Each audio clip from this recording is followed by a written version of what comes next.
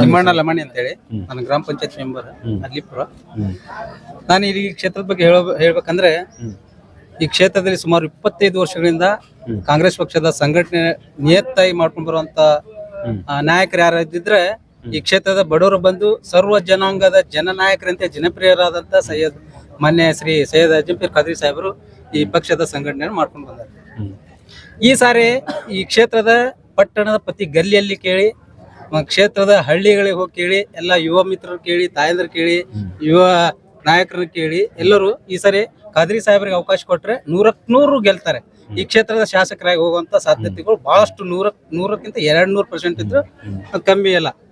ಯಾಕಂದ್ರೆ ಈ ಕ್ಷೇತ್ರದಲ್ಲಿ ಪ್ರತಿದಿನ ಅವರು 4 ಸಾರಿ ಸೋತ್ರು ಸಹಿತ, ಅಲ್ಪ ಅಂತರದಲ್ಲಿ ಸೋತ್ರು ಸಹಿತ ಈ ಕ್ಷೇತ್ರದಲ್ಲಿ ಬಡವರ ಬಗ್ಗೆ, ಯುವಕರ ಬಗ್ಗೆ, ಕಾರ್ಮಿಕರ ಬಗ್ಗೆ, ರೈತರ ಬಗ್ಗೆ ಯಾವುದೇ ಕ್ಷಣದಲ್ಲಿ ರಾತ್ರಿ 12 ಗಂಟೆಗೆ ಹೋಗಿ ಕೇಳಿದ್ರು ಸಹಾಯ ಸಹಕಾರ ಅಂತ ಅವ್ರು ಮಾಡ್ತಾ ಬಂದಿದ್ದಾರೆ.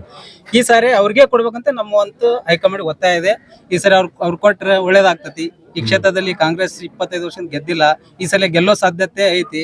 ಈಗ ಉಪಚುನಾವಣೆ ಬಂದಾಗ ಕಷ್ಟದ ಕಾಲದಲ್ಲಿ ಯಾರು ಇದ್ದಾಗ ಈಗ ಉಪಚುನಾವಣೆ ಬಂದಾಗ ನಾನ್ ಕ್ಯಾಂಡಿಡೇಟ್ ಆಗ್ತೇನೆ, ಈ ಕ್ಯಾಂಡಿಡೇಟ್ ಆಗಿ ಬರ್ತಾರೆ.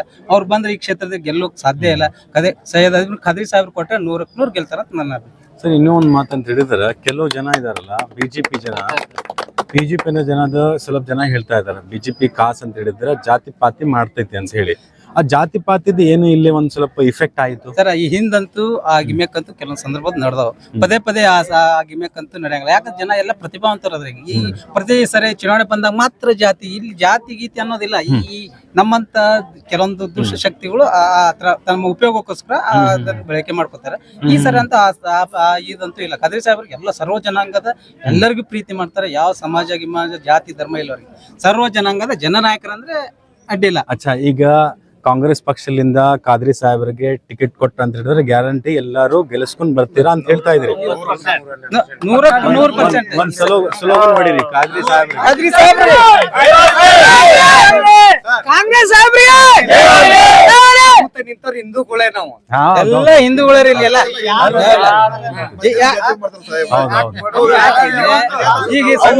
ಈಗ ದಿವ್ಯಾಂಗಿ ಜನ ಎಲ್ಲ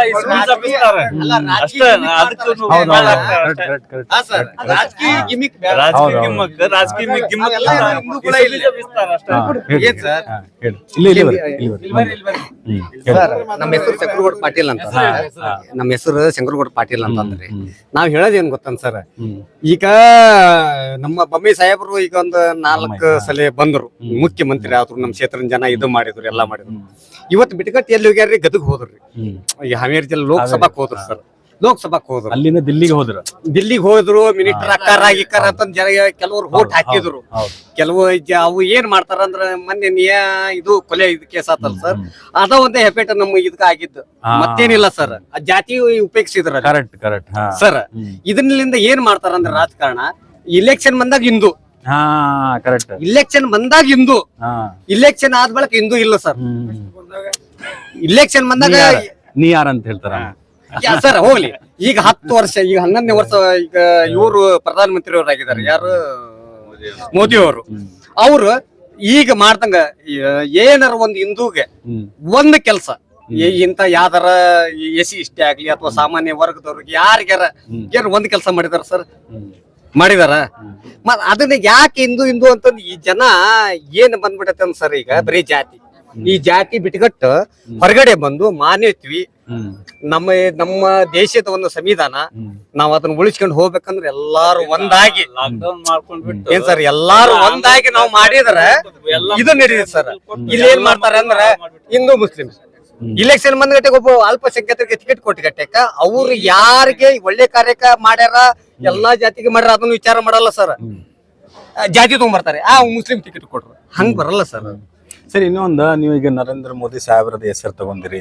ನರೇಂದ್ರ ಮೋದಿ ಸಾಹೇಬ್ರು ಹೇಳ್ತಾರ, ನಾನ್ ನಿಮ್ಗೆ ರಾಮ ಮಂದಿರ ಕೊಟ್ಟಿದ್ದೀನಿ ಅಂತ ಹೇಳ್ತಾ ಇದಾರೆ. ಅಲ್ಲ ಸರ್, ಮತ್ತೆ ರಾಮ ಮಂದಿರ ಕ್ಷೇತ್ರ ಒಳಗೆ ಯಾಕೆ ಸೋತ್ರ ಸರ್? ಅಲ್ಲಿಗಿರೋದು 70% 80% ಹಿಂದೂ, ಹೌದಲ್ಲ ಸರ್? ಮತ್ತೆ ರಾಮ ಮಂದಿರ ಕ್ಷೇತ್ರದೊಳಗೆ ಯಾಕೆ ಸೋತ್ರ ಸರ್? ಅವಾಗ 5 ಲಕ್ಷ 6 ಲಕ್ಷದಿಂದ ಗೆಲ್ಲೋರು ಅಲ್ಲಿ ಸರ್. ಮತ್ತೆ ಯಾಕೆ ಸೋತ್ರ ಸರ್? ಅದನ್ನ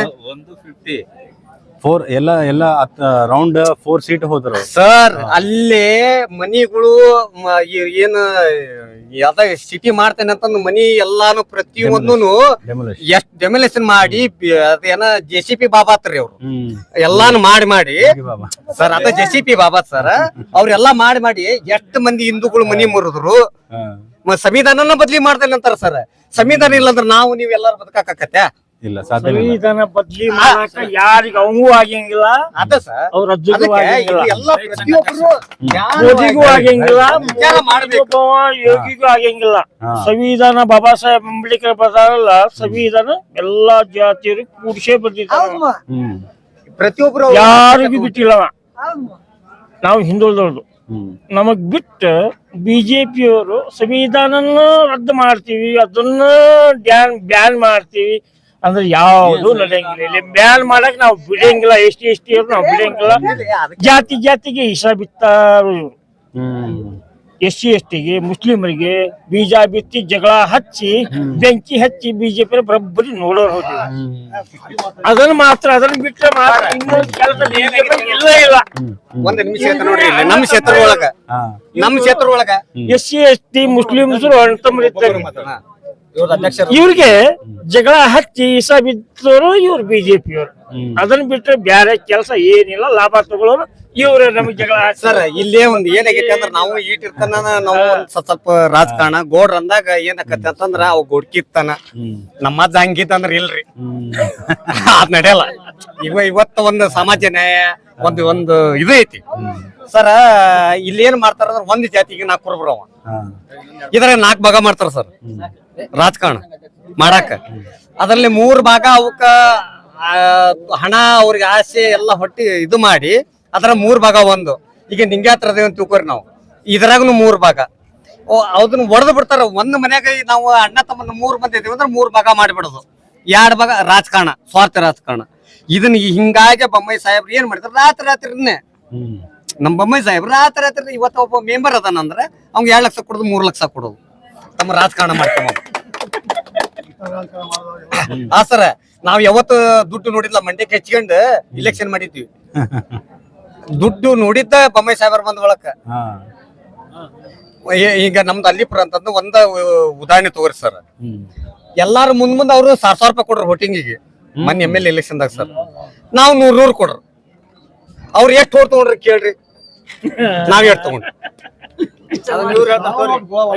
ಅಲ್ಲ ಯಾಕಂದ್ರ ಸರ್ ಹಿಂಗೆ ಹೇಳೋದು ಅದು ಅವ್ರು ನೋಡ್ರಿ ತಿಳುವಳಿಕೆ. ದುಡ್ಡಿದ್ದವ್ರು ಶ್ರೀಮಂತರು ಏನು ಕೊಡ್ತಾರೋ ಏನೂ ಬಿಡ್ತಾರ.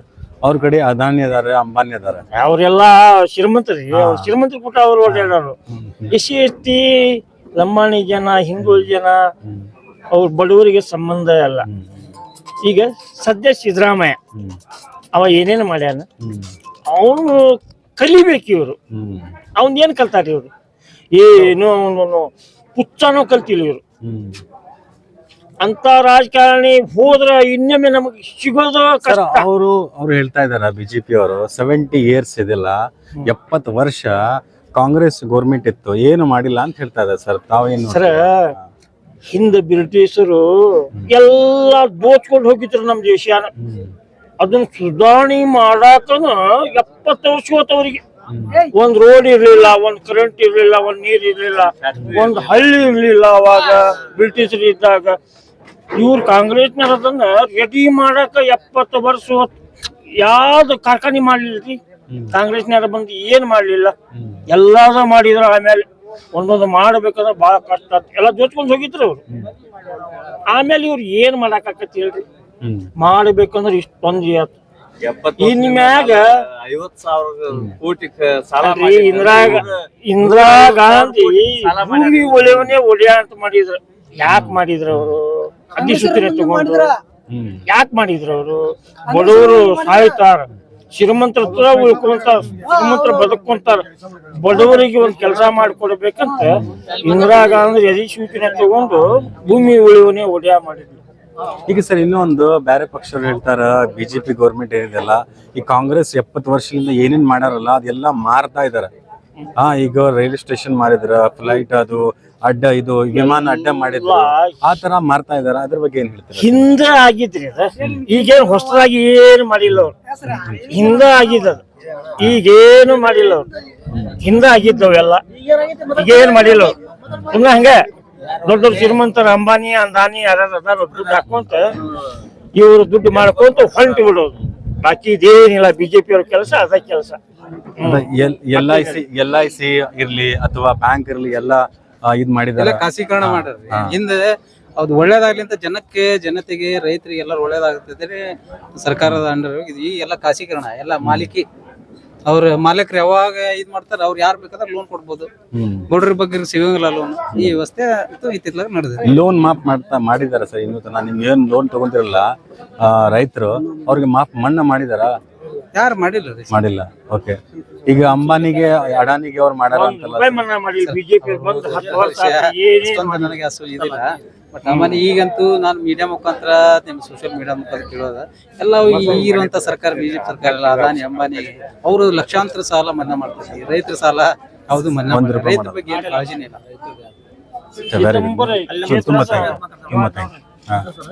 फुलगुर गांव के बहुत सारे यहाँ पे जो हिंदू भाई यहाँ पर खड़े हैं, हर एक अतराफ व अकनाफ से यहाँ पर आए हुए हैं। उन्होंने अपने अपने फीडबैक को दिया और कहा कि स्पेशली कांग्रेस गवर्नमेंट आना चाहिए और अजीम पीर जो कादरी है उनको ही सीट मिलना चाहिए, इनका ऐसा कहना है। अगर कादरी साहब को अगर सीट मिलती है, टिकट मिलती है कांग्रेस के ज़रिए से, तो 100% हम उनको जिता कर लाएंगे। यहाँ पर कोई भेदभाव नहीं है, कोई हिंदू मुस्लिम का ऐसा कुछ नहीं है, जात पात कुछ नहीं है, ऐसा इनका कहना है। बाकी की खबरों के लिए HDMC न्यूज़ को लॉग ऑन करें, लाइक करें, शेयर करें और सब्सक्राइब करना ना भूलें।